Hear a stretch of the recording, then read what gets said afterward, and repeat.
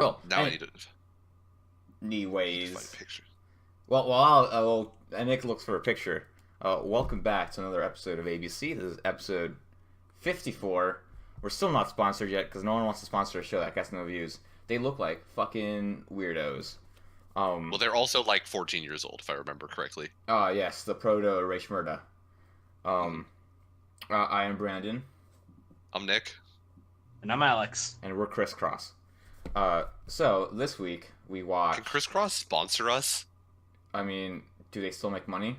No. Then no. Almost certainly not. Once again, we're here for the fucking money. We're not here to like have fun. That's not what this is about, Nick. All of us in our 0 views are making money. This is a serious project that we have to take seriously. That's what we talked about furries for the last half hour. Alright, in terms of seriousness, we did just shit on Crisscross, and so I do have to say, I'm sorry to the parents of Chris Kelly, who apparently died 4 years ago, but still, I didn't know that, so sorry about that I one. mean, we can still make fun of people who like that was fucking 4 years ago. Still, though, All right, it's a little bit like we're shitting on the legacy of a dead man. Wait, he's not dead. He's dead. He dead? I think his mom died. One of the two is dead. Oh, well, that sucks for him. Well, he won't care. He's dead. Mac Daddy is dead. Daddy Mac is still alive. Those were their nicknames, yes. I thought it was Chris and Cross. You would think because of the name, but no, they were both named Chris, and their nicknames were Mac Daddy and Daddy Mac. Oh, all right then. Well, You know. the more you know, and knowing is half the battle. So, this week we watched episodes, I think 9 of most of our shows, and then episode 14 of Boogie Pop because it's fucking weird. Yes. Or 15, I don't fucking remember. Well, technically, we're going to talk about 2 episodes. Yes, technically 2 episodes, 14 or I think 15 it was or 13 14 or and 14. 15. I think it's 14 and 15. I kind of lost count. Wait, no, it was episode 10, 11, 10, 11, 12, and 13. Yeah. 11, 12, 13. Okay, yeah, so 14 and 15 is for today. And there's 3 episodes left of basically all of our stuff. Yes. Except for Dororo and for Shield Hero. Yes. So, Well, there are more episodes. We don't know if we will be continuing past 3 more episodes from now. well, for now, let's talk about Shield Hero. Alright. In this episode, Melty was introduced, as we predicted last week, but I cut that part out because we didn't want to spoil things. Actually, Yes. I didn't cut that part out because by the time I uploaded the video, the episode's already out, so whatever. I did cut out the part about the actual spoilers that happened later. Okay. Melty's appearance isn't technically spoiled anymore, so whatever. But Melty shows up because we need more lollies in this show because I don't know, Japan's fucking weird. Pretty much. And the first half of this episode happens. Yes. It goes by. Um, Thankfully, it doesn't drag. It just sort of exists in time and space and takes 10 minutes of my life away. there was a montage, and even though it was a montage, like shortening like whatever was happening, I thought to myself, this is going on for far too long. I don't remember it very clearly. It's sort of fever dream-esque in my head. So I'm willing to believe that there was a long montage, but I Well, that's the thing. full on don't I don't remember think it was what even happened. that long, but I just felt like it was long because I just didn't care about Melty. Her playing with the fucking other with the literal chick, the actual chicken chick, was kind of funny. You know, they had fun stuff. The part where she took off her clothes and decided to sleep inside of her was kind of stupid. But It was a weird decision, and at the same time, like, the show didn't, like, play it out as, Yeah. like, creepy weird, and therefore it wasn't, like, super creepy weird. It was just, like, a weird choice. yes. But I'm pretty sure it's to set up the fact that her like feathers put Doodle to sleep. I guess. Does that come into play later? I don't remember, I'm gonna be honest. Well, if it does, then it's set up here. I full on don't actually fully have a clear memory of, like, what the sequence of events are. Oh, all right. Like, we need to get to a certain event has to happen, and then I will know, like, what the events are from this point on. I full on don't remember what's gonna happen in the next episode. Where am I? I've fallen. I can't get up. Yeah, this is me right now. I full on have no memory of what's happening. Well, anyway, after this half of the episode, they decide to like help Melty go back home to the Right. capital. Surprise, Get surprise. to the capital. Yeah, surprise, surprise. She's Mine's younger sister and a princess. I mean, to be fair, there's no reason why we There's no without reason- having yeah. previous knowledge. There's nothing that gave it away.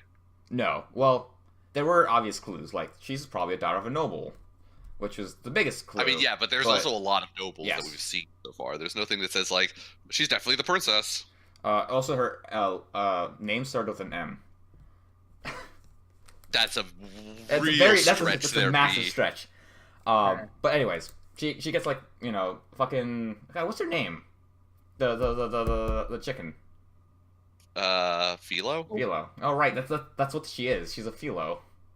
Yeah. Oh yeah, Philo takes Melty over to the capital and into the castle, and then they get accosted. Well, not them. Fuck, pronouns. How do they fucking work? They refer back to the last noun that you previously stated. That's how they work. That is how they work, and I'm referring to the wrong them. But Raccoon Girl and Shield Hero get accosted. At least they think they're getting accosted by some fucking soldier. So they run away without hearing him out. Which I'm pretty sure they both know this dude. Like, he helped them out, right? I mean, sort of. The little soldier? Well, anyways, they run away. Fucking what's-his-face shows up. Spear dude. And then Mine's like, yo, you can fight. Go ahead and fight in this market. And so they fight. Well, they really fight first, and then Mine's like, fight some more, fight harder. Yeah. And then Melty shows up, and she's like, how about we don't? Yeah, how about we don't fuck up this market for no reason? Well, to be fair, Shield Hero said that first. And Melty's like, yeah, don't fight. Stand Shield down. Hero said a lot of things first, and nobody listens to him. Well, I'm just saying, like, he did understand. It was a one-sided fight, mostly because, one, Shield Hero can't fight, and he was just kind of standing there. Right. Although, to be fair, he definitely can fight. He has another hand. He could just go for some face punching. Why As not? we saw before, where he fucking took level 1 balloons and had them bite the dude. He definitely, like, Spear Guy has, like, no defense. He could just face punch. There is no reason why he's not. Well, this is one of my biggest issues of the show. Is there no shield bash skill? Not really. That's stupid. That's my Well, hot take on that. I mean, shield bash in what way? Like, just get your shield and bash the motherfucker. that's not how shields work, Brandon. I don't know if you've ever held a shield, but they're sort of unwieldy. They're not a weapon. They aren't a weapon, but you can still grab it and then smack the Shield bash motherfucker in the as face a with it. Okay, you can't grab it. It's surgically attached to his arm. So you can't just whip it around like a frisbee. Also, shield bash in, like, video games is a fairly unrealistic concept. It doesn't work like that. Like, you can't just throw it out and stun somebody in, like, a controlled jab. They're, like, unwieldy as fuck. Like, you would throw your arm out and you would literally just be completely wide open for chest stabbing. Like, shield bash as a technique is not a thing. Other than, like, shield to shield, we're literally clashing against each other, and I'm trying to push your shield into your body. Then shield bash is a thing. Outside of that, shield bash is not really a thing in combat. Yeah, that's only for, like, buckler shields. And I'm pretty sure he never gets one of those. With all the shield, I feel like one of them would be shaped like a buckler, though. At the You would very think, least. but I mean, Not really. he does have the two-headed dog shield he could have Yeah. used. But Oh, The yeah, two-headed there's dog that shield one. is only, like, well, one of 2 real offensive shields that I can remember that he has right now. I was hoping the vines or like the plant shit would just turn into a thorn shield that like deals repulse damage. Well, he has I'm pretty sure he has the bee shield right now, which turns into basically like a giant needle. Well, not a giant needle. It has giant needles on it. So you could go for some needle stabbing, but again, it's a shield that's unwieldy as fuck. I think technically its ability is actually needle shooting, not really needle stabbing. Well, anyways, Yeah. Brandon's inability to understand the concept of this is also a video physics game. and They should be able to momentum. do that. Regardless, I mean, everything that the show is showing you is that it's not a video game, though. Like, that's the whole point of it, is that everyone else, like, the other 3 heroes take it as a video game, and now Fumi's trying to run around and say, like, yeah, but it's not, though. Like, it's just not a video game. it just looks like a video game and acts like a video game. Right, but, like, it has an internal consistency of, like, the real world and, like, how things actually work. It's super intelligent AI. But we also got to meet the church and the Pope. Oh yeah, they're fucking Who- asshats immediately. They were, yeah, Don't trust them. well, kind of. Definitely don't trust them. Yeah. It definitely looked like some more sus shit was happening, but there's nothing that was essentially like they weren't all asshats immediately. Some of them were asshats, but they were definitely sus as fuck. But specifically, the thing that I wanted to mention was one of the few cool shots in the entire scene or in the entire show for this week was when Melty and Mine were talking to each other, and they did like essentially upper third shots of both of the girls, and in the other 2/3 of Melty shot you could see the castle, and in the other 2/3 of Mine shot you could see the church, and it was essentially saying like this is who both sides are getting backed by. So I thought that was a cool, like, it was an interesting shot. I liked it. It was one of the only interesting shots that we've had in like 4 weeks, but you know, I like that one shot. That's super interesting. Damn. I think I tuned out. I wasn't paying attention. You weren't paying attention to the only good half of this episode? Like, I think my mind just became numb to the first half and then just kind of coasted the rest. Like honestly, all I took away from that scene was, "I'ma tell mom." I'm telling mom! That definitely was the threat. So she goes to tell mom. Well, first Melty asks Shield Hero, "Can you take me to my mom so I can tell on her?" And then Shield Hero says, "No." Right. And end episode. Subtext of, well, it was, no, because I can't trust you, because you're a noble. Or you're a royal. Because she's related to mine. Yeah. And also noble. But mostly related to mine. Mostly related to mine. And that was the end of the episode. So, Also, I guess next week we're going to meet the mom? Yeah, that Motoyasu fight was kind of stupid. I didn't like it. Nothing really happened. Yeah, that's the thing. It's like, I was like, ah. I mean, it wasn't a fight, though. Like, nothing happened. Oh, yeah, well, I meant... It was literally just the two of them stood there like... Well, I mean, again, it's not a fight, though. Like, it was 2 stabs, and then a whole bunch of the villagers got into a fucking brawl in the streets. Oh, that was funny. That was the fight. Like, that was the fight, though. Like, there wasn't a fight happening, B. Like, I get hating the show, but, like, hate it for stuff that it actually does. Like, it wasn't I'm not hating... I don't hate the show. Not at all. Well, I just hate Motoyasu. Criticizing. I hate that he shows up. That's fair. He right now does not feel like a good antagonist. He feels... He does not. See, Mine is hateable because she's, like, written that way, and she, at least for the most part, does a good job at it when she's not acting like Team Rocket. Uh-huh. Motoyasu is just annoying. Yeah. Like, he would be likable if he wasn't such an idiot. I don't think he'd be likable at all. But he has to stay with his waifu for lifeu, Brandon. I feel like if they were both in on it, like, he was actually kind of, like, somewhat manipulative as well, and working with her, I feel like that'd be a bit more interesting, but I don't know how that would work.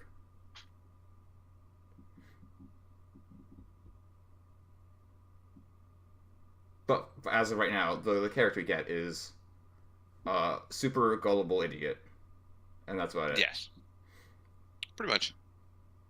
But to be fair, he's basically just been like lauded as the hero. He has faced no difficulties, so we'll see if that changes as time goes on. I doubt we'll have time to get there, but you know, whatever. If he develops an arc.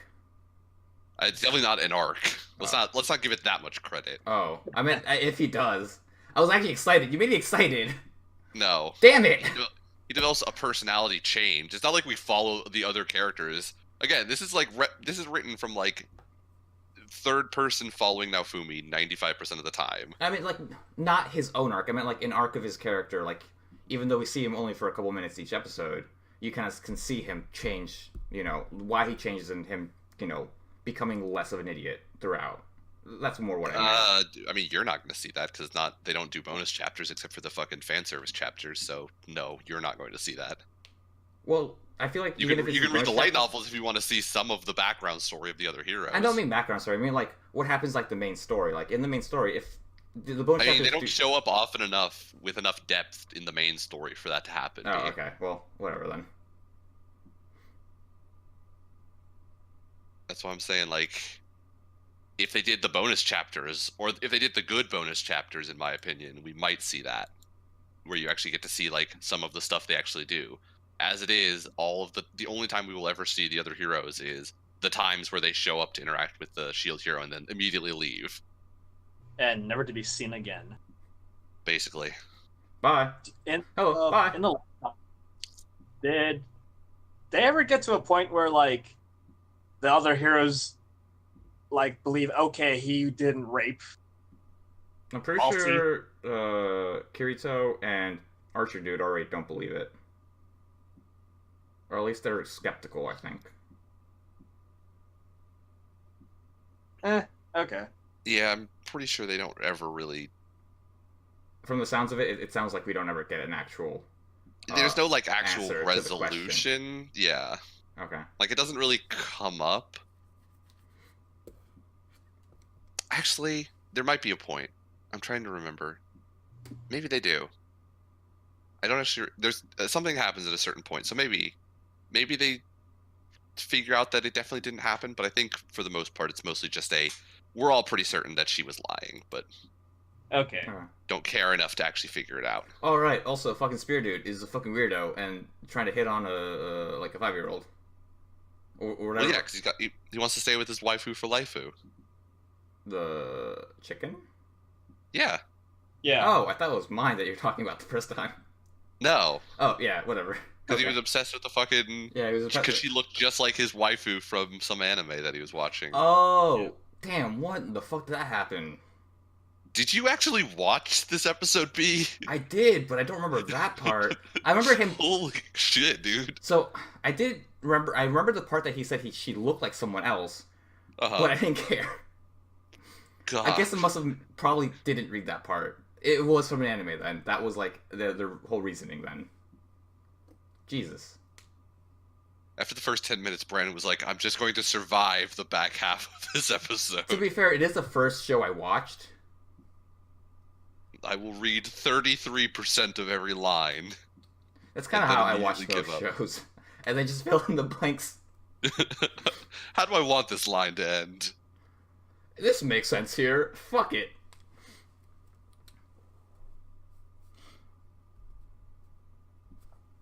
Well, next episode we will probably get their...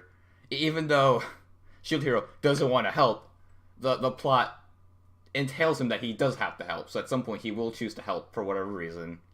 And they're gonna go... She said she needs to go to another capital, right? Or to another city? I think so. Yeah, escort me to another city. I'm pretty sure. So that'll be the next arc. We're back to the carriage, too. Sure she comes. Yeah, back to the carriage. Back to the carriage. And fucking off 100% of the way across the country. What's the countdown to the next wave? I missed that countdown. You missed the countdown? I kind of want to see, yeah. I think we're a while out. Isn't it like every month, right? Or every 3 months? Yes, it's once a month, I think. Once a month, okay. Yeah. So not a lot of time has actually passed. Not really. Okay. But in terms of episodes, I think we're probably like 4 or 5 episodes away from the next invasion. Okay. So then, let's talk about domestic Nakanojo. All right. Let's fucking go. Remind me what happened. Rui is upset. Oh, this was the episode that it felt like it ended 3 different times. Yes. It did? Yes. Because this is how it was, when he gets the key, I was like, this is a stopping point, and it just kept going. And then, when he got into the teacher's house, and she was laying there, like, sleeping, and he was sitting next to her, just admiring, like, how pretty she was, I was like, this is a stopping point, and then it just kept going. And then it finally got to the stopping point at the end. I'm like, this episode had at least 3 different points in which it could have stopped, but chose to keep going. I feel like that's actually because, since it's a manga, those are probably like actual stopping points in the manga, or at least breaks. So that's probably why. Maybe it was just like how long in the anime they hung on some of these scenes, but like it felt like such like a resolving shot sometimes, or like a closing shot, and then it would just keep going. And I mean, maybe it's just a fact of like we're watching without commercial breaks, and so like maybe that like yeah, commercial probably. moments, it just like at least 3 times in my head I was like, this is where the show stops, and it kept going. Nope. And, oh, nope. Well, technically that was the end scene. It wasn't the end episode. Right. Yeah. But yeah, Rui's upset that Hina's gonna leave. So Rui goes out and walks around and then meets, what's his face? Philanderer and Sensei. Teacher and other teacher. Yeah, teacher and other creepy teacher. Mm-hmm. It can be both. And definitely banging a student and definitely banging the teacher. Yes. And I was upset at this episode because I actually read like the first part of the manga that this episode was from, and we get this shot of Rui looking like a fox or cat when she meets the teacher. What the fuck? Okay. I wanted to see this and it didn't happen. She just pouted. I was upset. So then she orders the most expensive shit, eats it, and then is upset. Okay. She's upset that the dude didn't try to call Hina after she fucking after he got divorced. Well, she's got weird feelings because she also wants to bang the dude and therefore wants the dude to not be in love with the teacher. But she's basically jelly as fuck and wants, now that the philanderer is not philandering, she wants him to call Hina to take Hina out of the picture so that she can have the main character. Yeah. I kind of get where she's coming from. Hold on. But here's the thing. I love that part. I want her to be more manipulative. I wanted her to like try to push him towards that. I would have been fucking excited. Okay, but I don't think she's knowingly like, I don't think she understands where she's coming from. Like, she feels conflicted about it. Yeah. As a normal human being should. But I'm definitely exploiting the situations to get the dude. Like, I don't want her to be normal. I want her to be a manipulative bitch. Oh my god. God, there needs to be a manipulative bitch in the show. And we haven't gotten that yet. Though. There does. There definitely does not need to be one. You could have that, but you'll probably hate her voice. Not if it's Rui. Yeah, Brandon specifically wants Rui to be the manipulative bitch. He doesn't want a new character who will come in and be a manipulative bitch. He wants Rui to be the manipulative bitch. Because for sure this manga's going to get a manipulative bitch later on in the manga. Like, I can 100% guarantee that. Because I think I saw one of the covers, and this chick was not the chick we've seen before. At any point in this fucking show. So, we have that to look forward to once I have that to look forward to once I start reading it. I don't know if Nick or Alex will read it with me.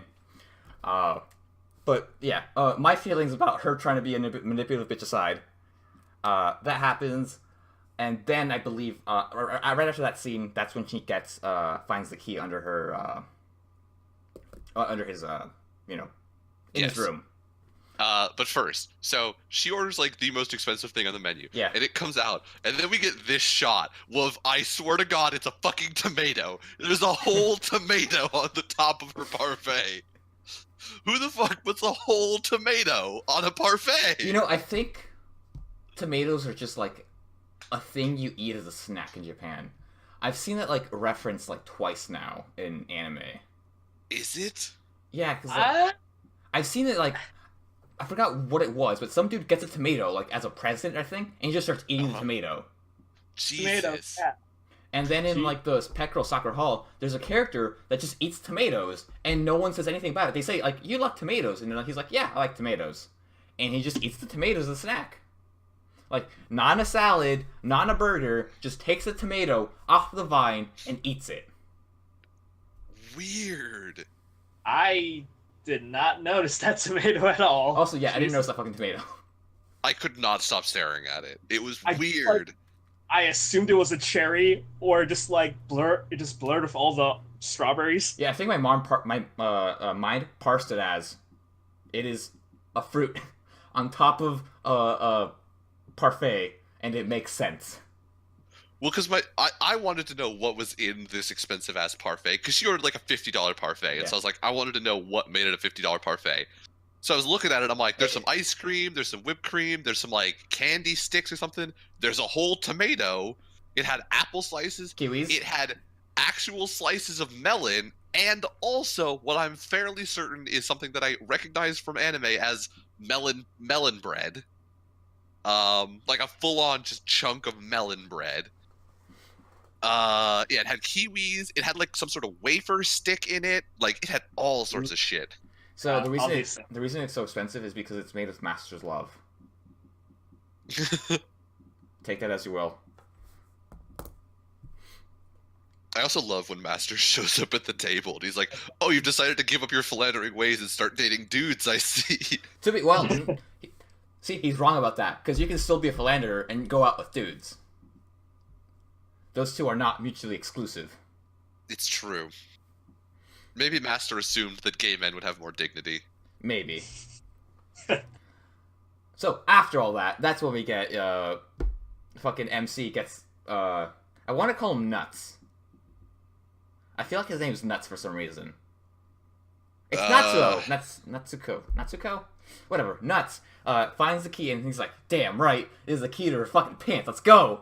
But he doesn't say that because he's a fucking goober. Definitely does not phrase it that way. Because he's a fucking goober, that's why. Rui kind of walks up to him and he's like, in the worst fucking, like, way ever, he could have just put it in his pocket and said, yo, what's up? This is like a letter from your sister saying bye. That's all he had to say. And she's like, oh, I don't know, it's just some fucking thing I found in my... Go away!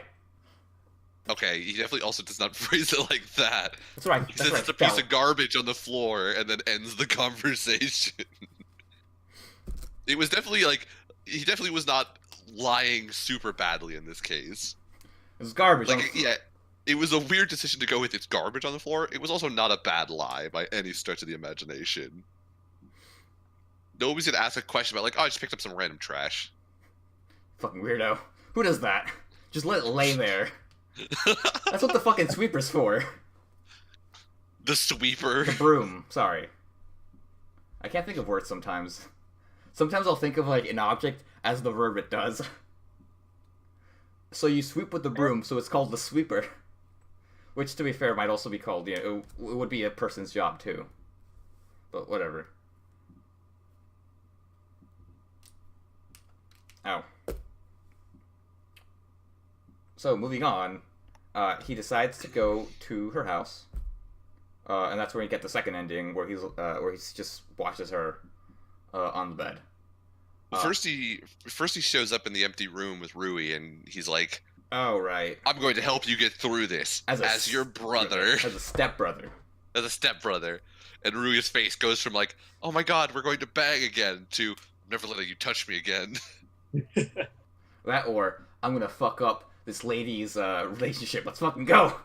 Yeah, that's what I'm now committed to being a bad person. In her mind, she's like, "All right, cool. Now you know." I'm gonna fuck up all your relationships. You can only be with me. The story gets real dark in your imagination. I want it to get real dark. It gets real yandere-y in the middle. This is actually the prequel to Future Diary, in which Rui turns into fucking... not Yoko, but fuck, what was her name? Yuno, thank you. Yoko Ono. It was close enough to Yoko that I always think of her as Yoko Ono. The ultimate yandere. She killed the Beatles. So, yeah, after that, well, we do go back. Yeah, we go to the new house after they help her move in, which is much earlier. Yes. He goes inside, you know, at first he, like, knocks, which kind of makes sense. I thought, you know, just open the door, you have a key, but it is polite to knock, so... Yes, it is somebody's house. Even if you have a key, usually you would knock first. And then he actually used the key to get in. And sees her asleep on the bed because she's tired, which makes a lot of sense. Although, I can never take a nap. Like, I've never taken a nap before. It's weird. That's weird. Yeah, I'm just sharing something about myself. But yeah. I don't do naps. Have you wanted to take naps and been unable to fall asleep, or are you just generally like anti-naps in general? It's not that I'm anti-naps, it's that like I just can't take them. Like I just can't do naps. So like even if you were like, this is a situation in which I would nap, you just can't fall asleep. I could be like completely tired, like completely like brain dead or brain drained, like and just also like physically tired. And, like, be on my bed, and I wouldn't be able to, like, sleep. Huh. I feel like you should have, like, since you were once in track, right? I would go home and I would watch anime, and that was me resting.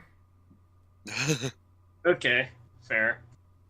There was one time I took a nap, and that's when I was taking care of one of my like relatives' dogs back when I was like 10, and this dog kept me up all night. So finally, once everyone woke up and they were able to take care of the dog, that's when I actually like was able to take like an hour nap. That's the only nap I've ever taken. Interesting. That was 13 years ago. I'm not 23 years ago is when I was born. I can't do math. But that aside, I remember this. I was 0 years old, and this damn dog kept me up all night. But then I napped.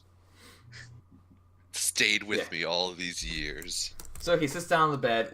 He ends up waking her up. They share a moment where they like make out, and then he goes for Boob Town, and Hina's not receptive to this, and she's like, "Yo, you gotta take it slow." What? I've never heard it described as Boob Town. That was a joke on Scrubs. Oh, God. Who's that? What? That was from Scrubs? Yeah, that was from Scrubs. Anyways, Oh, my he God. tries to go to Boob Town. It does not work. It did work on Uh-huh. Rui, though. Does not work on her sister. She says, "Let's take it slow," and he's like, "Damn it, all right." And he puts his dick back in his pants, and they have some coffee, but he doesn't drink the coffee. He just looks at it. I And can then- understand that feeling. Sometimes people give you coffee, and you're like, I don't drink coffee, so you just end up awkwardly holding the mug while you wait for an appropriate time to put the mug down, and then never pick it back up. I will like if anyone gives me stuff, I will try it. So if you're See, I can accept that I don't like. I know that I don't like coffee, so if somebody gives me coffee, I will hold it as though I'm going to drink it, but I'll never like do the pretend like to my mouth thing. I'll just hold it until an appropriate time where I can put it down, and then air quotes forget about it okay. and never come back for it. What usually happens with me is people, like, if someone tries to give me something I don't like, I'll try to refuse. If they don't take the refusal, then I'm like just forced to do it. That's how I was like brought up. They're like, if someone gives it to you, you fucking take it. So now like that's just ingrained in my head. So I'm like, all right. If I get given coffee, like sure, I'll drink it. I'll become a paranoid wreck for the next 10 hours, but I'll drink the cup of coffee. Mhm. So we I wanna go back to one school day. the next day. Alex sees Rui and he's still spitting, and Rui just doesn't really give a shit because she's only got eyes for one man, and that's her brother. It makes me laugh.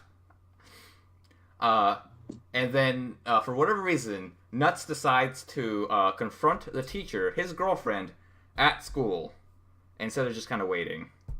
Yes, I think it's dumb. it was not a great decision. Right? Okay. I'm glad you're with me. They talk. We also get the return of my favorite character, Alex, Yeah, Alex. who sounds way more awkward speaking English than he does speaking Japanese, despite ostensibly being an American. Because the voice actor probably isn't American. Yeah. Dear manga But, like- writers, don't write foreign characters. Yeah, seriously, don't write foreign characters. Stop. I mean, they can write foreign characters. The problem is, like, anime just, like, get somebody who, is at least bilingual, even. Well, here's Like, the thing. get someone who could do half-decent English and half-decent Japanese, and I wouldn't be upset. If it is like English, it'd probably be like with an Australian accent, because there's like a lot of Australians and Japanese people. There's like a lot of Japanese people in Australia, and there are a lot of Australians and Japanese in Japan, Right. just because they're so close together. But yeah, if it was English, it'd probably be like an Australian accent, which would be a little bit weirder than the broken English, I think. Oh, no, it's definitely weirder. I can assure you, it is way weirder. Oh wait, mate, I'm from America. See all of the episodes of fucking Kuroko's in which they're playing basketball in California, but all of the black dudes have Jamaican accents for no reason. Oh, I'm my pretty sure there is a God. reason, and that's racism. Yeah, That sounds Ugh. amazing. it was some fucked up shit. It was hard to watch. Oi, man, pass me the rock. That was basically what it was like. Oh, yeah, so he confronts her at school. Some words get exchanged. I kind of forgot what they were, but she basically says, "Calm the fuck down. Wait a week." and we'll fuck. And he's like, awesome. Yeah. End episode. And that was the end of that episode. So, here's a question for the group. Are they gonna fuck? No. No? Well, ever? Yes. Right, like now? No, definitely not. Here's my wish. He's gonna get cut by the teacher. Let's fucking go! Ah. It's gonna happen. Rui's dream's gonna come true. Do you really want that to happen, though, Brandon? I want some bullshit to happen, and I can't wait. Oh, actually, I was half expecting Rui to show up to her house, and her to walk in because they forgot to close the door. That was in the back of my mind the entire time that scene was going on. Shout out to the close your door challenge. It's still a thing. Yep. You don't want no Ted Bundys to walk in. I don't know if they're gonna immediately bang. If she gets cucked by the teacher, the show is gonna be next level. I can't wait. But I don't know. Okay. It just feels too soon, is my thing. Alright, who's gonna have sex first? Rui or the teacher? Or Hina? Who's going to have sex first Who's gonna at bang all, first? or with the main character? I have a feeling that Rui might bang Alex. No chance. I don't think so. Okay. Me and Alex are talking about that. There's a small hope I have for that. Yeah, same here. I think if anything, Hina's gonna bang somebody. It may not be the main character, but it'll definitely be somebody. It may not even be Shu. But I think if anybody, it'll be Hina first. Oh, because he's a total slut. Is that what we're saying? Yes, absolutely. That's absolutely what I'm saying. All right. That is 100% the subtext of what I'm saying. Even though she's going out with her student. Yes, even though she's going out with her student, she cannot keep it in her pants and will bang the first thing that's not the main character who asked, basically. Yo, let's go. The Yuri ending. I'm excited. The hyphy Yuri ending. I actually watched the Frozen 2 trailer, and the entire time we were like me and my group of coworkers were watching that was in the back of my head. The degenerate jokes we've made. The hyphy Yuri ending to Frozen 2 that I want so desperately. Yeah. Dude, Frozen set it up so well. Fucking true love between sisters. Who the fuck do they think we are? Are they blood related? Or is it confirmed that they're blood related?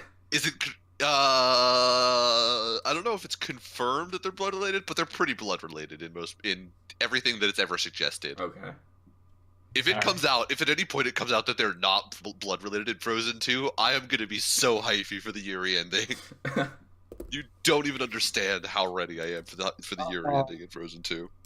Okay. There's a lot of things that I've said, like, I want this, and then immediately regret it when I get it. See lizard sex in Overlord 2. I want this Yuri ending to Frozen 2, and I will not be disappointed if we get it. Okay. It would be weird. It would be a real weird choice by Disney, but I would love it. Come on, SJWs, for once do something good for me. We want more lesbians. Yeah. Specifically if they're sisters. I don't even care if they're pandering. They can pander all they want, but I need this. Nick is really into this, apparently. I did not... Because it's gonna be like I said, it would be such a weird decision, but I want to see what happens in terms of like fallout from this as a choice. You want to see the fallout, and you want to see all the Rule 34. It would be such a weird decision that they like set up in their own universe with the whole like, oh, they have true love because they're sisters. That's definitely a thing. Oh. Like in their own universe, they've definitely set up the path for this. They could go down that route. To be fair, it would be such a strong choice. It could be familial love. Like a huge thing of that movie was like that they needed to grow. They were growing apart, right? Yeah. So I mean, it. But I mean, sense. Come on, dude. It's true love. Like. Okay. I can see. That is a strong way to say familial love. I can see where both sides are coming from. Uh-huh. I want to side with Nick Oh, this one though. I mean, I'm with you though. Like in reality, I'm with you in terms of like I totally get like what their backing was, all of the ways in which it's definitely not going to be the Yuri ending. Like I totally understand where Disney is coming from, but at the same time, like they definitely have left the door open for like there could be a Yuri ending. There won't be, but I want there to be one because it would be amazing.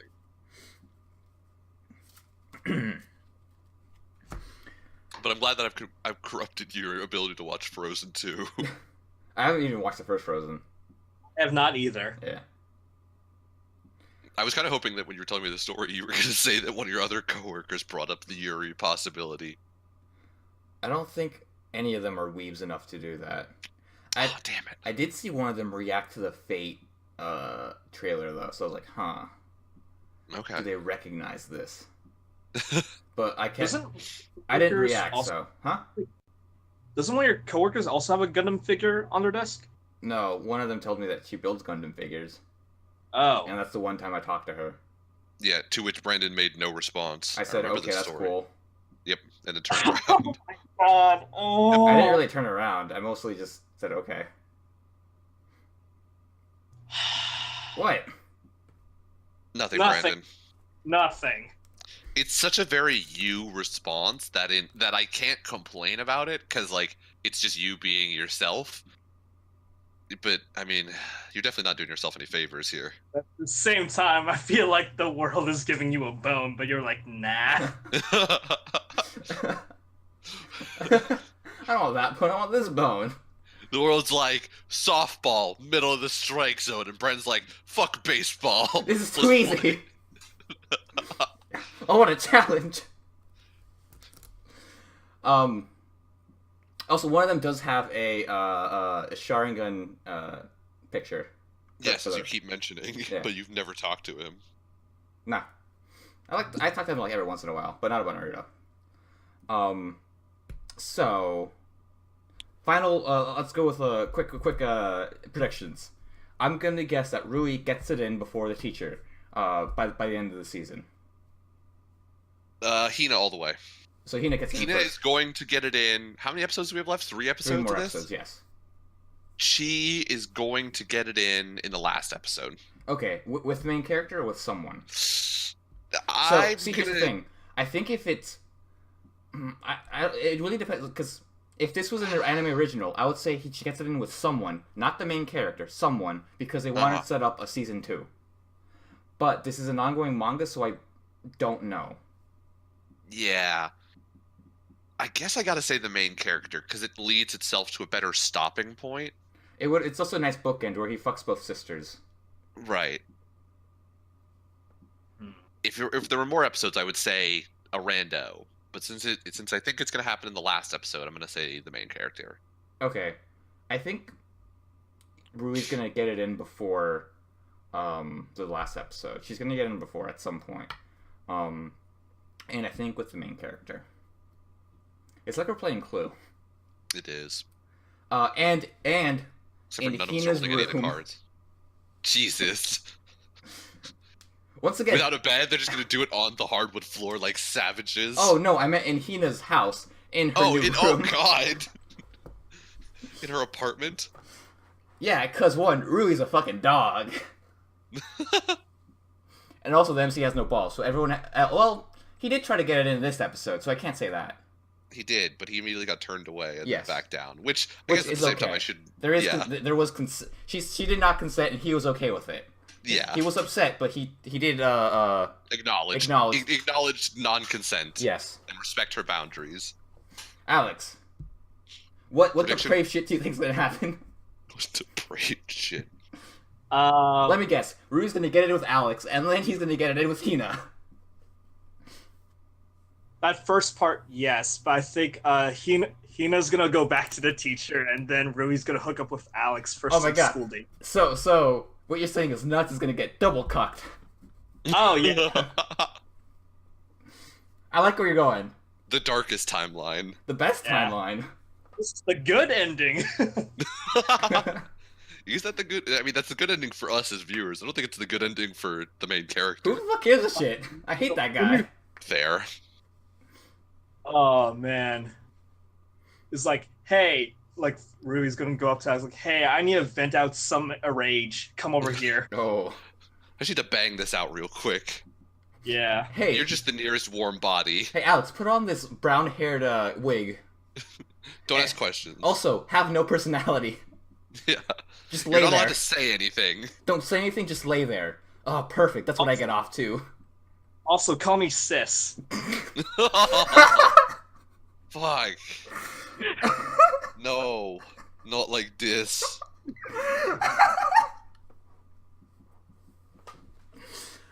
I love this show. This is some depraved shit. You were not wrong. So, Some next level depraved shit right here. let's talk about If we ever decide to make like an H game or a light novel, Nick, I want you to be the first person to play or read it. Jesus. If you ever do, I would play and read it and tell you in explicit terms how depraved I think you are. Exactly how depraved I now would know you are. one of our ideas was that like whenever you try to get with any of the chicks, you somehow end up in jail, and you don't Whenever get it in what? at all. Oh, one of the ideas we had is that whoever you like, whichever girl's route you choose, you always end up in jail and don't hook up with them. There's no Wow. actual sex. You just go to jail. It would not be a great game. Gonna go ahead and throw that one out there, but it would be an interesting premise. Anyways, let's talk about Boogie Pop, aka Discount Inception. Yes. Also Discount Paprika, but no one knows about that movie. No. Paprika's amazing. Go watch it. So these two episodes reaffirmed my belief that the show works way better when you get to binge watch it. Okay. Because what we talked about last week, when I got to watch all 4 episodes of an arc all at once, and like everything started, reached its crescendo point and then was resolved all at once, and so I got the full breadth of the story all at once and got to digest it all in one sitting, is way more satisfying than what I got now, in which I only have half of a story, don't fully understand it, and am left with only questions that nobody can answer because the story hasn't given me the answers yet. So I feel like this would be resolved if this, instead of being like an actual show, was like a series of OVAs of like 1.5 to 2 hour OVAs. Yeah. And I think I mentioned it last week, but like I'm again wishing that the release schedule for this was like we release a full arc and then just wait like 5 weeks and then release the whole next arc. Okay. And like just do it in chunks like that with time in between. Because these 2 episodes, they were interesting. They set a lot of stuff up, and like I'm interested to see how it gets resolved. And at the same time, like I just full on don't understand some stuff, but like the story hasn't presented the answers, so I don't fucking the fact that the King of Deception or the King of Distortion. So he exists, and for some reason seems to have taken over the existence of the super rich guy and also a whole bunch of other people, but only in some people's dreams. So like I don't fully understand why he cares about this temple, or like what exactly why he's existing right now. But at the same time, like the story hasn't presented the answers yet, so like there's nothing I can do about that. This does go back to our discussion from last week. We don't know his motivation, and that's what I think is making it confusing, because we don't know what he wants, so we don't know why it's going on. Yeah. Because like right now he's just abducted a whole bunch of people in a room, and I don't understand like what he wants to do with them. Yes, I can definitely understand that. As of right now, I've been more just viewing it as like small, like little character studies of each of the characters instead, because I can't really, since I can't know what's going on with the King of Distortion. Instead, I can find out what's going on with the characters he is interacting with. But like he interacts with every character differently is the weird thing too. Well, he interacts with them in the voice of the person they wanted to talk to, but also his own voice. Yes. It's not solely the voice of the person they want to interact with. Moves around. It shifts a bit. Yeah. Because I assume I think what he wants is to manipulate them, in a specific way. But I don't know why, or what he is actually trying to do. Right. So, as of right now, I know he's trying to manipulate them. I believe that's what's going on. I don't know why, though. Yeah. He's using the spiral tower as, like, his main conduit for like, this manipulation. Right. And then there's only a set few number of characters that can either get out of them themselves or with the help of Boogie Pop. Kind of. I think maybe now with Boogie Pop, because Boogie Pop, like, helped that one girl in the first episode, and she, like, woke up and there's, like, all these mannequins everywhere. But the other characters... oh, right. The fucking nightmare room? Yeah, that thing was awesome. That was but amazing. the kid with the haircut, he woke up, but he didn't see that. He just saw the normal, people lying around. Right. So, like, what Boogie Pop is doing... Well, like, again, it affirms what has happened in other episodes, in which, like, Boogie Pop, the character, will arrive in probably the last episode to cut somebody's head off and solve everything. But, like, until that point, Boogie Pop doesn't do a whole lot. Well, it's not really her solving everything. She kind of just kills someone, and the other characters are, like, the ones finding out what's going on. Boogie Pop ends it. Yeah, Boogie Pop is there to end whatever's going on. Also to explain the motivation.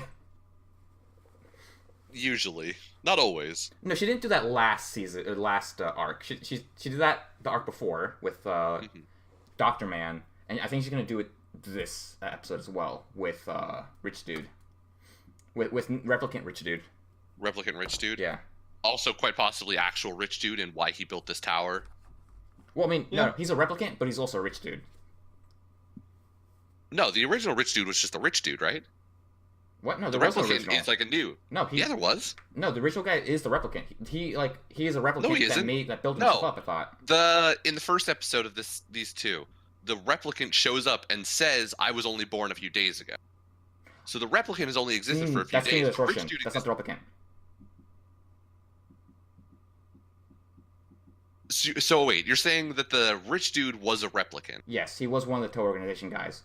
That's why, like in the past, with in this last arc, Nagi, not Nagi, Scarecrow actually talked about him.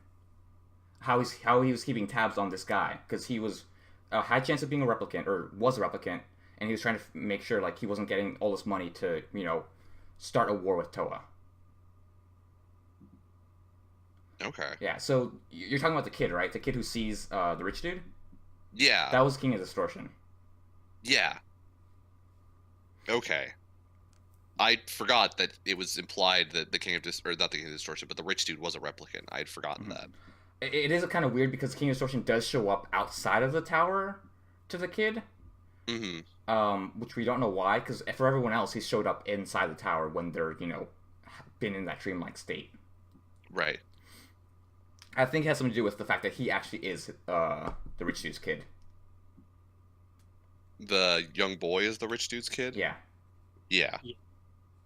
The replicant doesn't believe he can have kids, but he actually was able to. This, of course, lies on the fact that they actually hooked up, which I don't know if they did or did not. I think she only said that she wanted him to be the father. I don't know if that's implied that they did have sex or they didn't, so I don't know. It is hard to say. Yes. Nothing... It didn't get answered, so who knows. But yeah. I believe there's a strong chance that they are actually related. Also, that woman's ears became so much larger as she got a kid, right? Yeah, she went full on Dumbo. Yeah.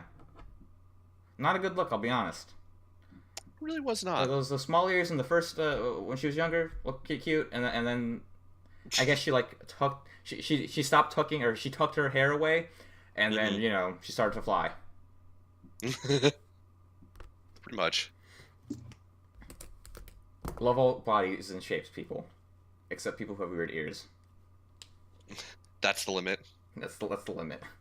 Fucking weirdos. If you have weird ears, Brandon recommends surgery to deal with your weird ear problems. Just fucking cut them off. But for the little kid, his person he wanted to see was Godzilla, apparently, or some Godzilla monster. Which is so weird. It was really funny seeing that in this show. The first thing that I thought was going on with the rumbles was bombs going off. I was not expecting a kaiju, pseudo Godzilla, just a kaiju to show up and start wrecking the city. It was pseudo Godzilla because it had Godzilla body and it also had magma on it. It had I'm pretty sure it had like a spider part. It was all kinds of like fucking weird. Yeah, it Didn't was. A chicken head or something like that? No, it had a dinosaur head. It may have had feathers.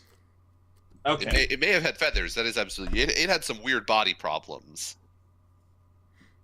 It had some body issues it needed to work out. It was trying to Yeah. find himself. That's how he's throwing a tantrum. That explains it exactly right, Brandon. So they run off back to the spiral tower, but inside their dream, because they believe that I guess they're like being astral projected is what's going on. That's so they can interact with their real bodies in their dream. But once they get to the tower, and the little kid's like tired, the dude just fucks off. He's like, "Fuck you, you're gone. You can't keep up. Fuck it." And he just like You're dead. runs off and wakes himself up, and then wakes up Bowl Cut. Yeah, Coconut, we call him. Coconut with the dead girlfriend. Yeah, Coconut Head. Oh yeah, Jesus Christ, that scene when they met up. What do you mean when they met up? My dead It's like- girlfriend loved to Oh, come here, right. so I'm here Hey, to honor her or something. Hey, are you guys Hey, are you going on a date? It's like, yeah, kinda. It's like, She's oh, dead what? though.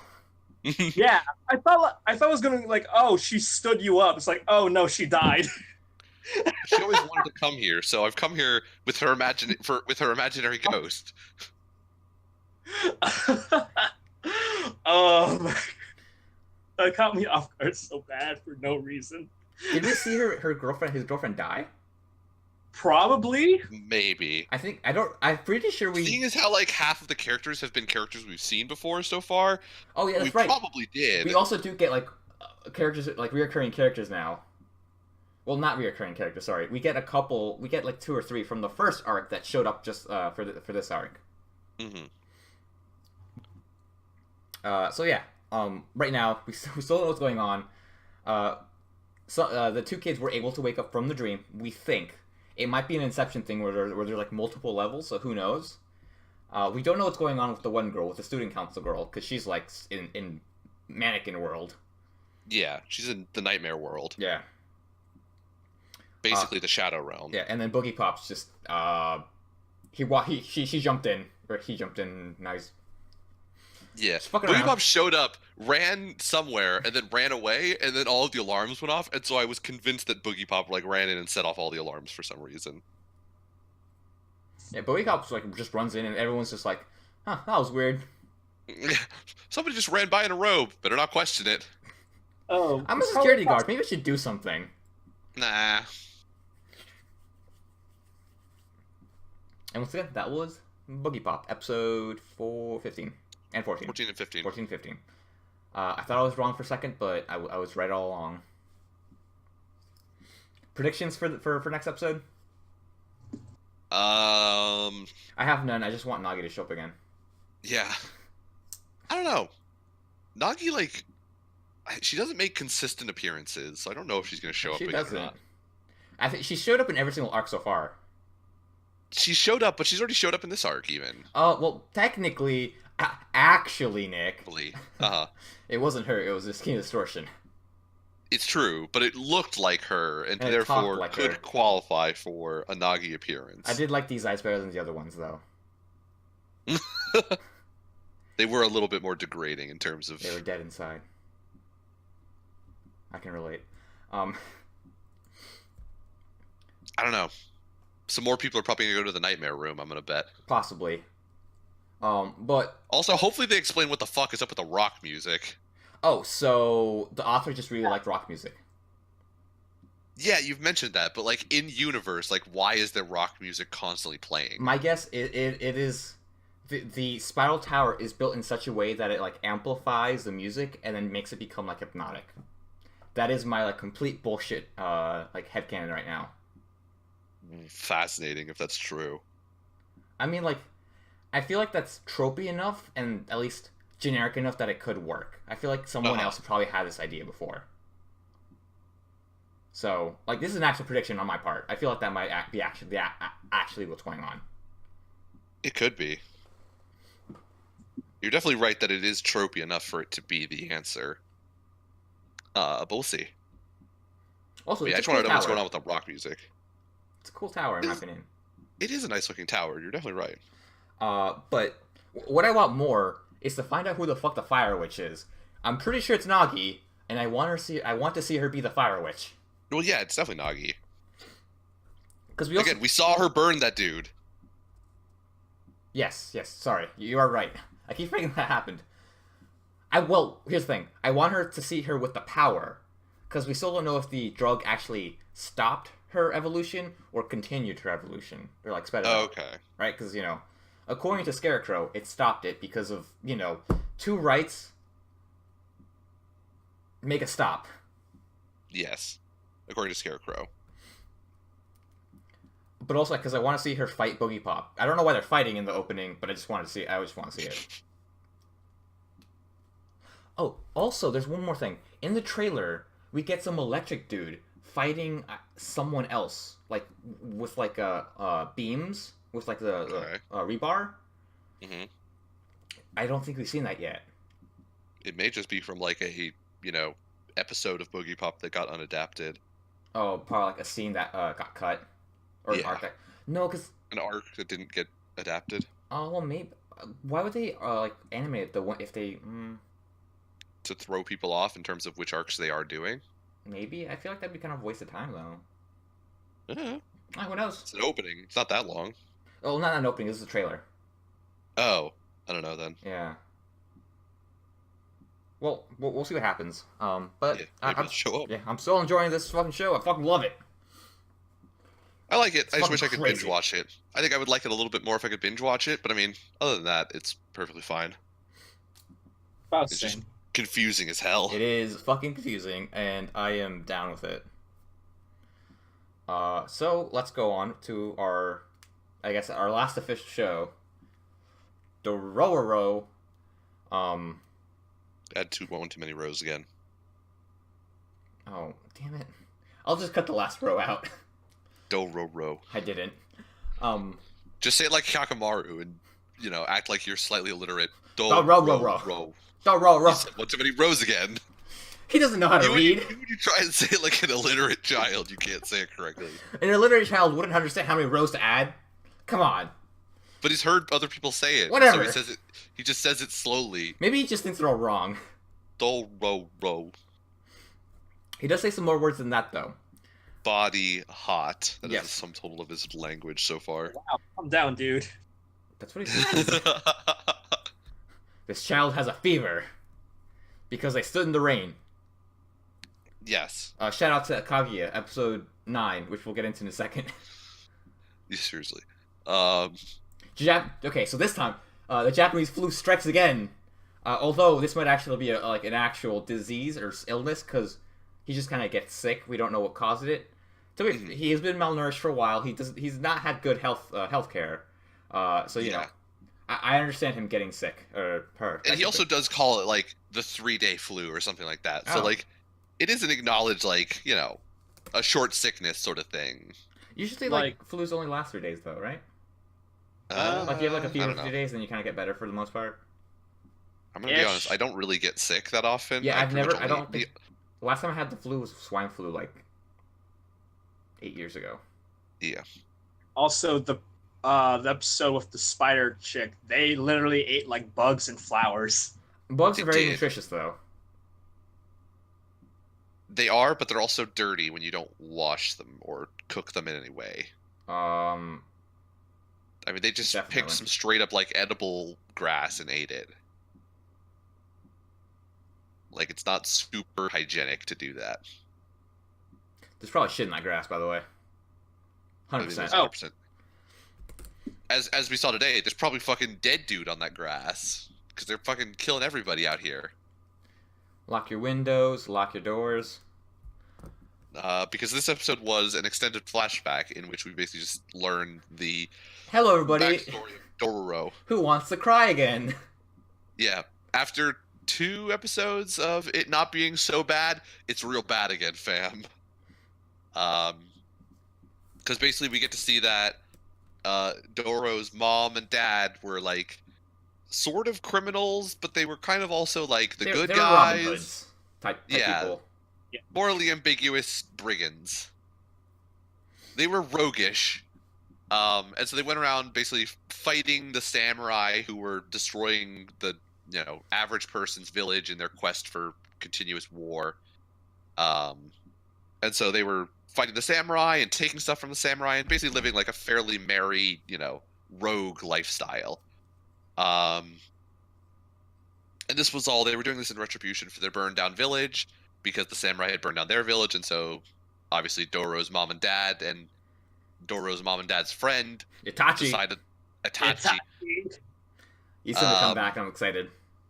Decided that they were going to basically, fight the samurai like I was saying before. And so at some point after they are reasonably successful, Itachi decides that it's time to basically use their clout that they've amassed as like, good fighters and rogues and all of that to join up with some lord and become samurais. Which, to be fair, I feel like that's not completely like bad, but still, Itachi's kind of a shitty dude. Yeah, I can understand. It's not a bad idea. It's definitely not a bad idea. Yeah, I can also understand not wanting to join up with the side that like burned down your village and killed a whole bunch of people. It's like I can see where both sides are coming from. But I definitely also agree with Itachi. You can't just roam around the countryside forever. At some point, you got to post up and like make a life for your small child. But Doro's mom and dad don't want to, become samurai. So they basically tell Itachi, like, fuck off, I'm the leader. You're going to do what I say. We're going to go kill these samurai that you just told me are asleep and definitely not about to murder us all. Fuck the police. Surprise, Itachi lied, and everybody gets murdered except for Doro's mom and dad. And Itachi's like, I'm going to defect and become a samurai now.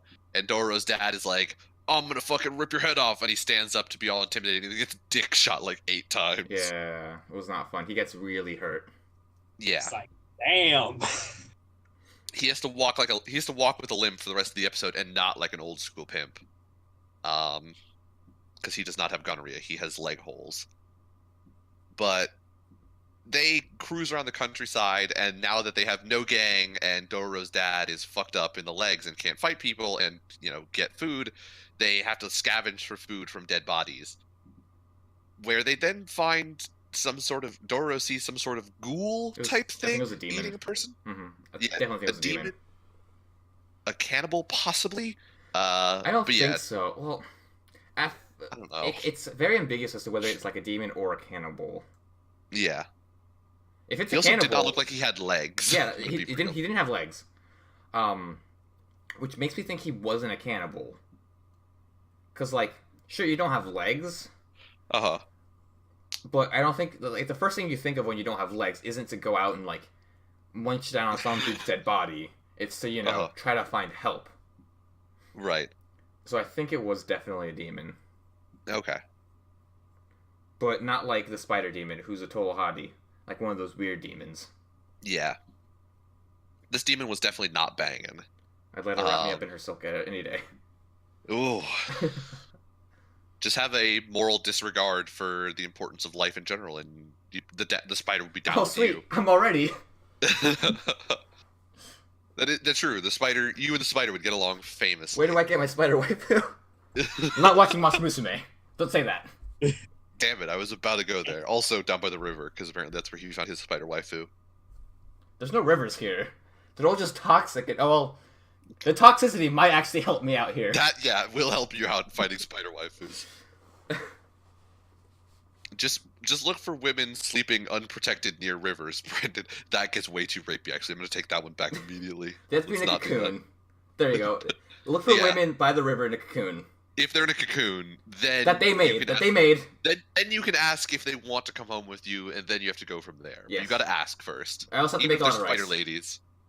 Also, you have to eat a lot of rice and constantly talk about your moral disregard for the importance of life. People, they're fucking bellends, right? Yeah.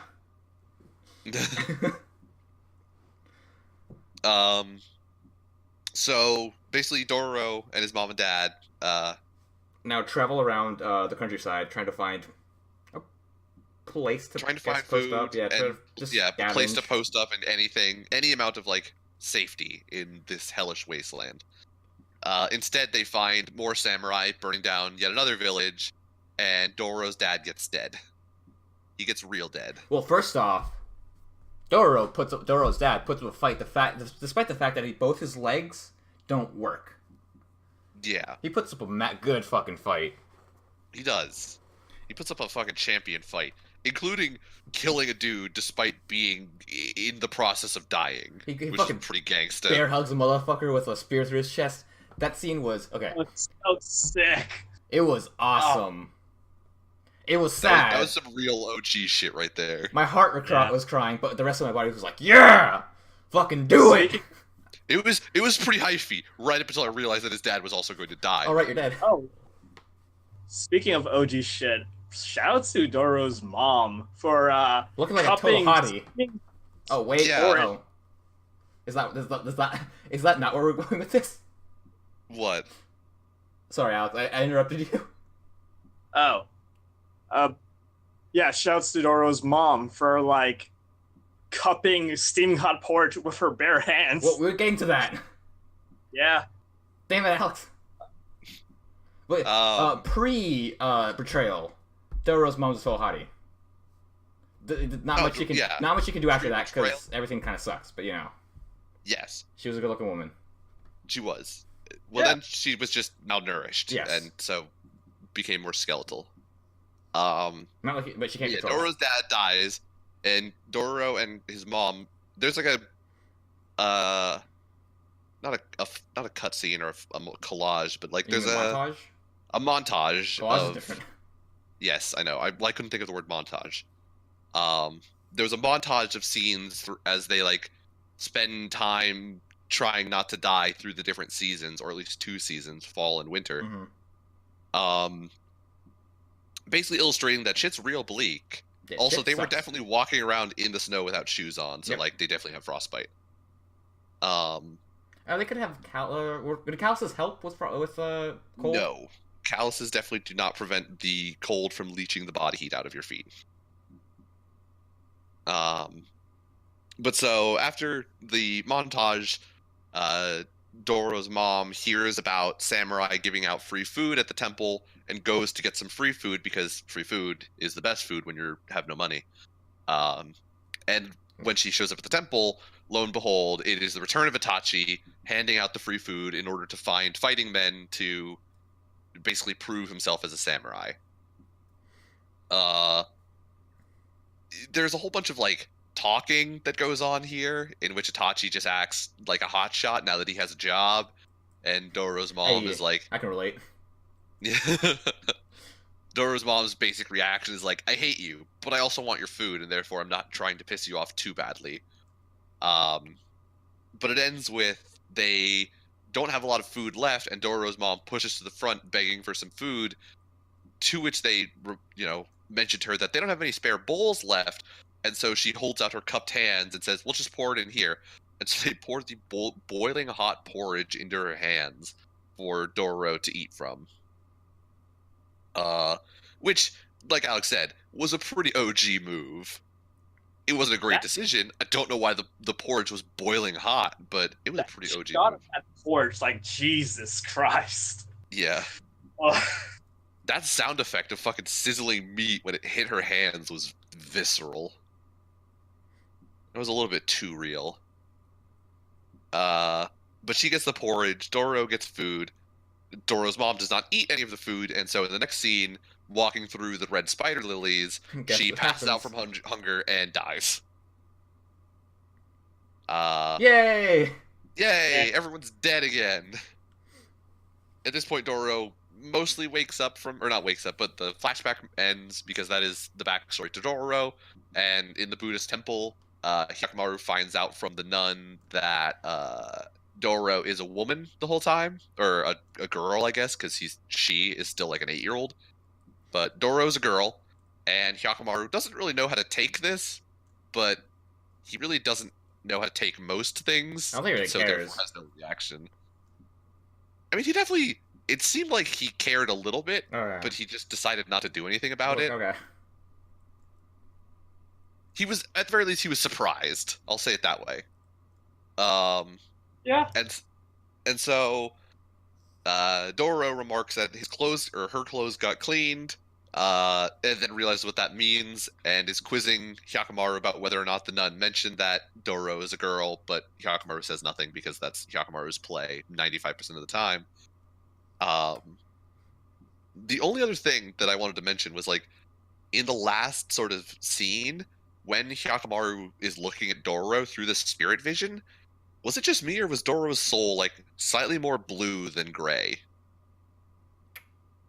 I thought it looked just gray. Same. Maybe I'm just seeing things, but I thought it had like flecks of blue in it for some reason. Maybe.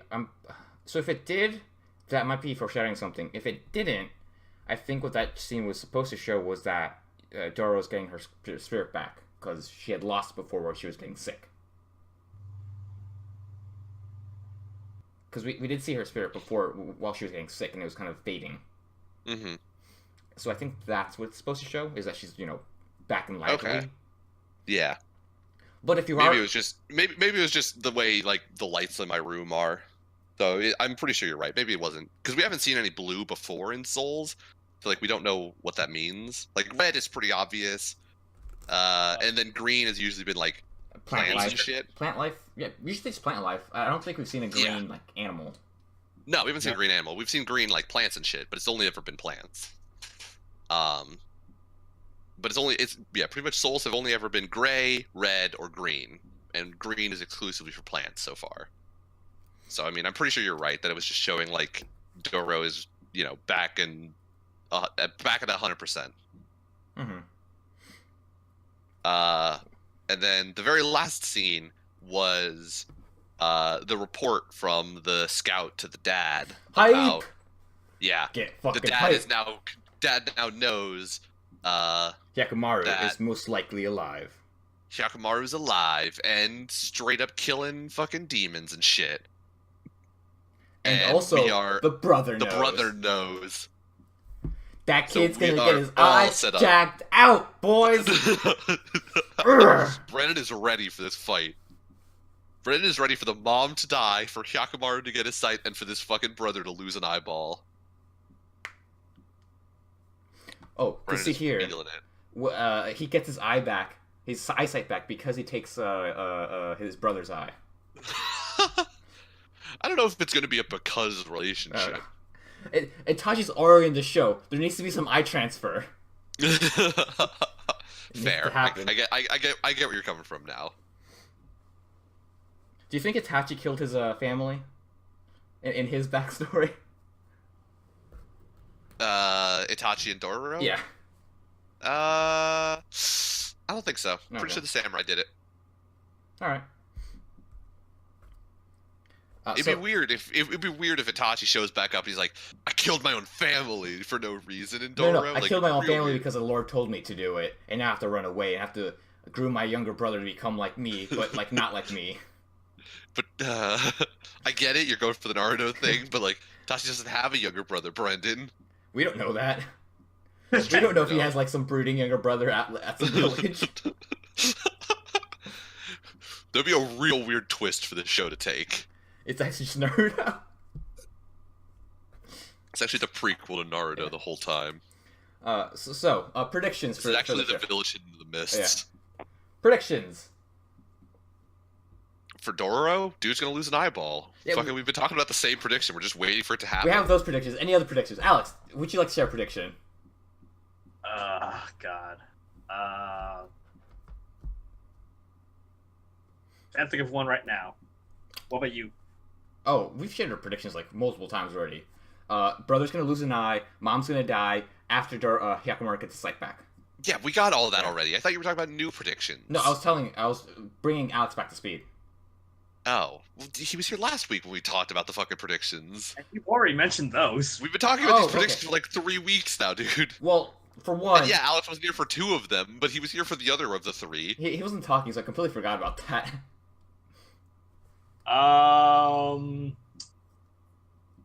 Dad offers his body to the demons. Oh, and he becomes like some mega demon. Something like that. Ooh, that's a good one. So It'll be a strong development. Alex, I think I'm with you. do you think if this does happen, he fights Hyakumaru, loses like in a one-on-one samurai battle, and then he becomes a half demon and then fights Hyakumaru again? Is that what you're thinking? Something along those lines. Okay. See, a new prediction came out of this, Nick. It's probably wildly off base. Oh yeah, absolutely. But I can hope and I can dream. And those are the only dreams I have. Let's talk about Kaguya. Alright. The Japanese flu strikes again! Yeah. Because we all know... I'm surprised at this point that Japanese people do not get sick from taking all the baths that they take. Or just People spend like at least 30 minutes of every day submerged in water, and yet if they get rained on, they get fucking sick. You're overgeneralizing. That's racist. It's like, okay, in terms of anime, they will simultaneously spend 30 minutes on bath scenes, and in the same episode be like, oh, water fell on your forehead, therefore Japanese flu. Like, I mean... the disparity between how water interacts with main characters and the occurrence of sickness is real weird sometimes. We gotta have those bath scenes, though. I'm just pointing out that, like, it is in stupid. terms of, yeah, the consistency of it is real weird. Like, I think I'm just more mad that they just get sick because of the rain, because one, that's fundamentally wrong. Well, yeah, one, because it's fundamentally wrong. I mean, it's not super wrong, well, in that, like... You get cold and you're, like, more susceptible to, like, sickness and stuff, but... Yeah. Like, it's not the rain. Also, it's just a massive trope that's kind of stupid. I'm completely okay with, like, just some characters saying, I'm sick today, because sometimes that just happens. Also, they go to school, and that's, like, just a breeding ground for fucking festering illness. Also, conventions, too, because I caught the fucking con flu. Ugh.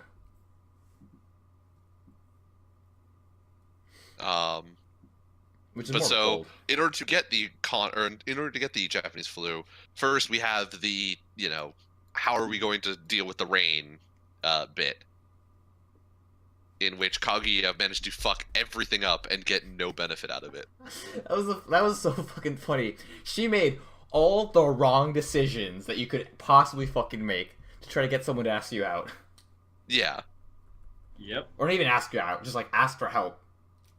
Asked for a ride home. Which is just... I think my favorite part of that was it'll be a driving date, and the narrator, a driving date. It's definitely a date. It's definitely a date that exists. This is definitely a thing, not just something she's made up in her head, I swear. I also love the ending of that whole, like, narration bit of, technically they wouldn't be alone because her driver is there, but he doesn't really count as a human being, so they'd be alone as they could get. So basically, I love the narrator. He is the hero. He was the champion of that first bit, because it was just all the wrong decisions the whole way through. Which, to be fair to the show, is exactly what it's about. For the most part. True. Sometimes they do make, like, interesting plays, but in this case, all the plays were wrong. I mean, sometimes they try things and it gets, like, you know, basically rejected by some other character just being there. Yes, because of the chaos. In this case, there was some chaos, but for the most part, it was herself screwing herself over. There's Kaguya screwing herself over. By the way, Kaguya is the vice president, Alex. Yeah. Okay. I thought you should know. Noted. But yeah, so that basically ends with her getting soaked because the president rides by on his fucking chariot of steel. Yep. It soaks both her and Hayasaka, but Hayasaka is wearing her, like, full body poncho, and so manages to not get sick. Which begs the question, why didn't he get sick? Because he's a man, Brandon. I think a funny skit would have been if they both got sick and try to get the other one to show up at their house. It would have been an amazing stick, but you would have had to give up the, you know, Kaguya being a child and all of that. My favorite skit, which was the memory concentration game. That was my favorite part of this episode. Right, because they basically want to play a game in order to decide who gets to go see Kaguya at home. Because Chika was on a roll, Ichigami was on a roll, and, like, they were all, like, they're in their A game this skit. Oh my god. Ishigami added so much to this skit, I feel like. Just being like the background commentary was amazing. She cheated again! How That's could so she? embarrassing! So embarrassing! Same. I would be dying of embarrassment if this happened to me. I'm dying of secondhand embarrassment and have to go home now. I did like but how yeah. the penultimate punchline was that Ishigami and Chika's roles were flipped, where Chika was the depressed and sad, lonely loser walking out of the room and doing the hallway walk as she tries not to die.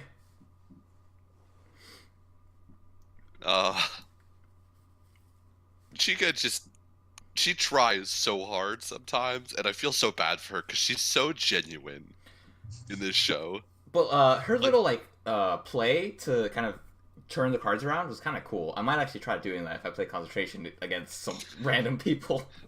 People who have not watched Kaguya. Yeah. Or Kakaguri, but those are marked, so. Those were heat marked.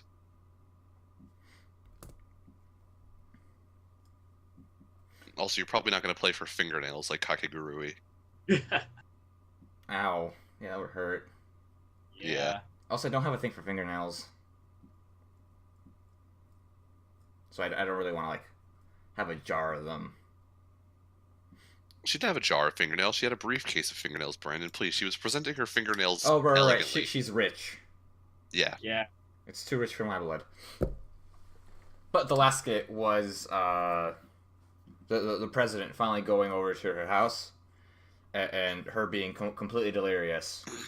And a very weird whatever her name is, Hayasaka? Uh-huh. Pushing the president onto her in this feeble state, which I don't think any good friend should ever do. Probably not. Probably not. Hayasaka was not a G in this episode. She was, yeah. No one will be in this room for the next 3 hours. It's soundproof.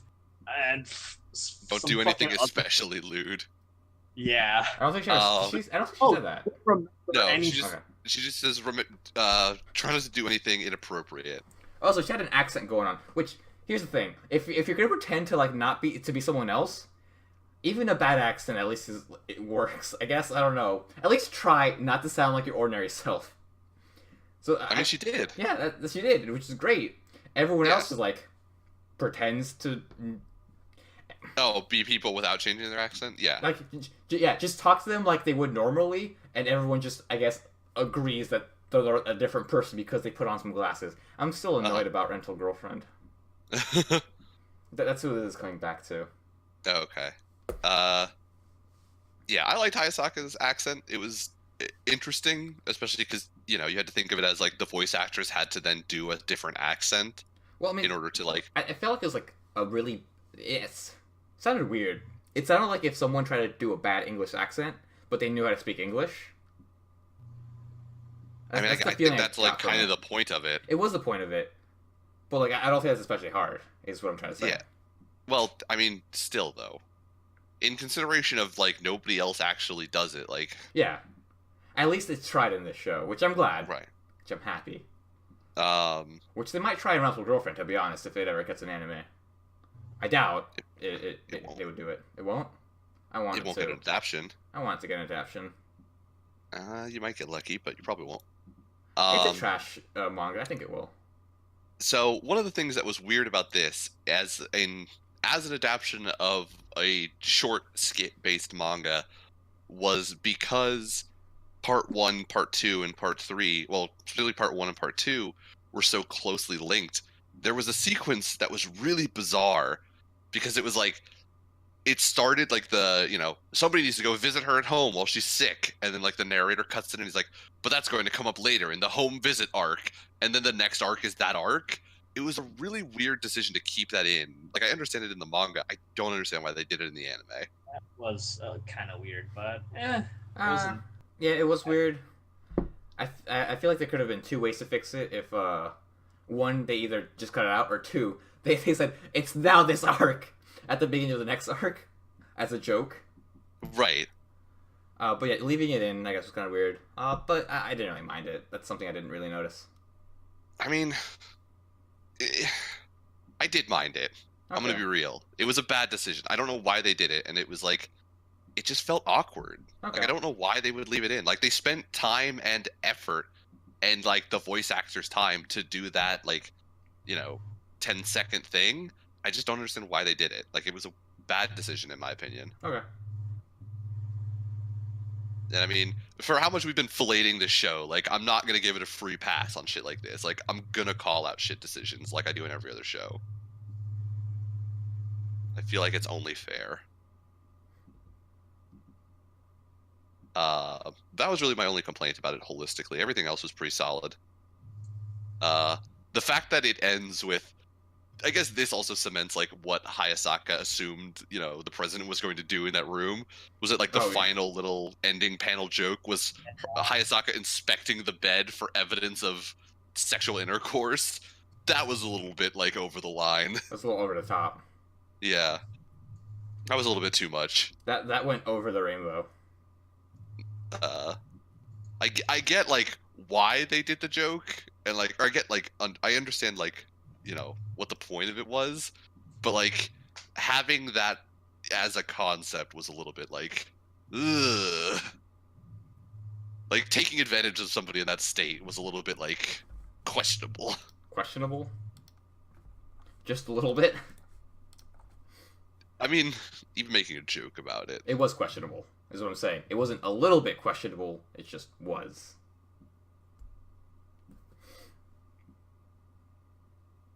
Oh, that was a joke.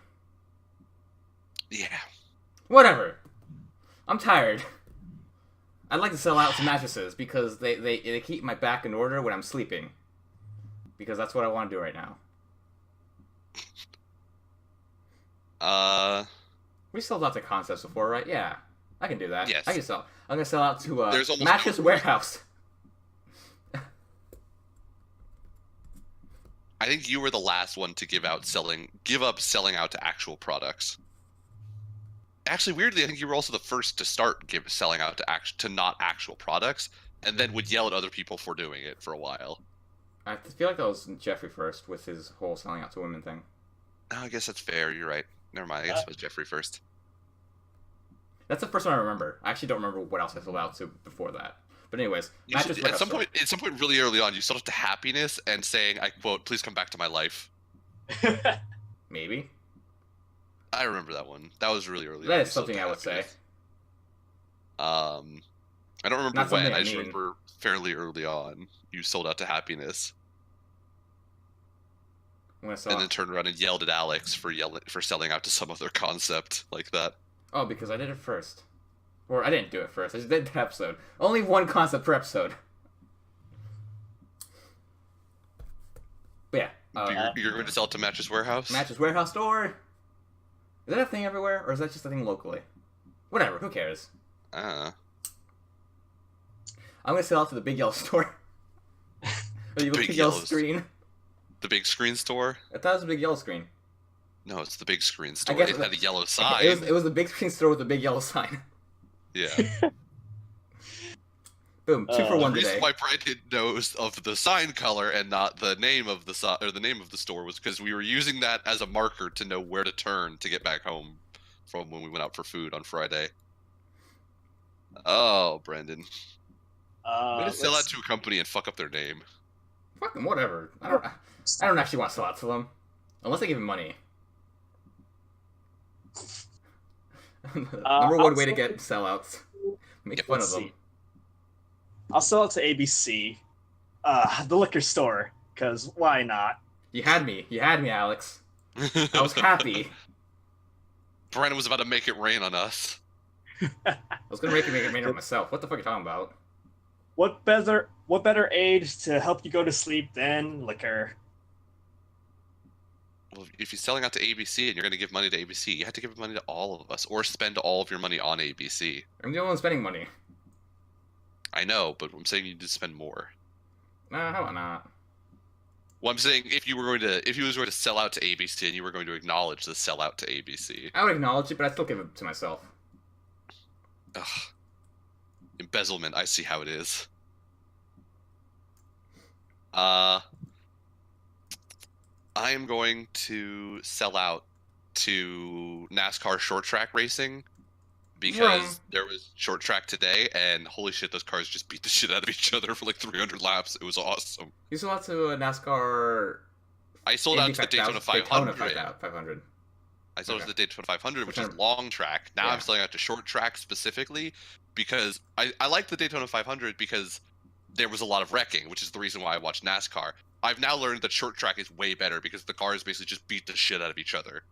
Nice. The last lap was literally these two guys came around the bend and basically were trying to pit maneuver each other, ended up almost entirely sideways, and had to straighten out and basically drag race to the finish. It was a hype ending.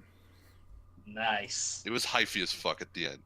But yeah, it was like 300 laps of these cars just beating the shit out of each other. Were they multi-track awesome. drifting? They basically never stopped drifting, Brandon. It was just all turns. Unlike long track racing where it has turns and then straightaways, this was just all turns. You just never uncranked the wheel. You just had to control the skid was basically the point of short track. Okay. So shout out to NASCAR. It's way more interesting than I thought it would be, but mostly because right now there is a lot of wrecks for some reason.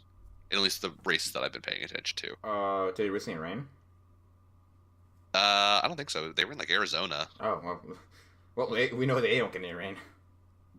Yeah, seriously. Don't live in Arizona. Or do. I mean, I'm not going to tell you where to live. I wouldn't live in Arizona. Don't live in Phoenix. It's a testament to God's, to humans' pride. You got this, Brandon. I actually never watched that episode. A testament to man's arrogance against God, I believe is what it was. Whatever. Yeah, that sounds right. Arrogance, pride, it's similar. Similar concepts.